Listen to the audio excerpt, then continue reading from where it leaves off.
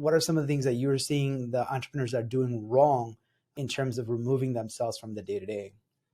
Yeah. So first and foremost, I think what I just touched on, right? They're not looking at how can I get a small fraction of this off of my plate, right? They are in a position where they think it's a 100% delegation or none at all. I'd like to encourage folks to try to dip their toe in the water when it relates to delegation and building a team, so that not only does the person have a little bit more runway for success, but you as a leader, you now become something different to your business, right? If it's just you or just you and a handful of contractors, and you're taking on your first handful of employees over a year or two period, you now need to become a leader, right? You become something different inside of your business. And it's just like when you have your first child, right? You need to kind of shed that previous skin and show up a little bit differently for the responsibilities that you have. And the same is true with a team. And you don't become a parent overnight. It's a spectrum. You grow as a parent and as a leader over time.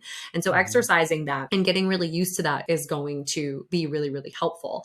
Another thing that I also find really, really helpful is making sure that you have somebody in your business who aligns with your value set and really understands the outcomes that you're trying to create. So I always say it's really antiquated to manage to the 40-hour work week. Like, get that out of here. We're not trying to chain our employees or our contractors to their desk for 40 hours a week. We want to shift the mindset of the people who are working for us to think in terms of outcomes, not in terms of input.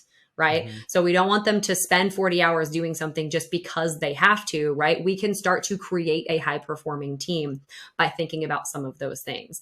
And finally, as a leader, you really can start to change the way that you interact. If you have a current team, maybe you've already made some of these hiring decisions and you have some folks internally that you want to try to leverage their skill set and leverage kind of getting yourself out of the day-to-day. Start to switch your brain from the doer to the assister. Let's not delegate it completely. Let's start to think about how can I assist my team in getting this outcome versus doing it on my own. It takes a lot of discipline, right? Because as the founder or as a leader of a department, you want to jump back in there. You want to get your perfectionist hands on things, but really operating is an exercise of discipline to say, no, I'm going to let this person get this result. I'm going to help them understand that failure is accepted and encouraged as long as we are moving in the right direction of learning and achieving the outcomes that overall as the organization we want to achieve. If you enjoyed this video, please share it. To make sure you never miss an episode, please subscribe.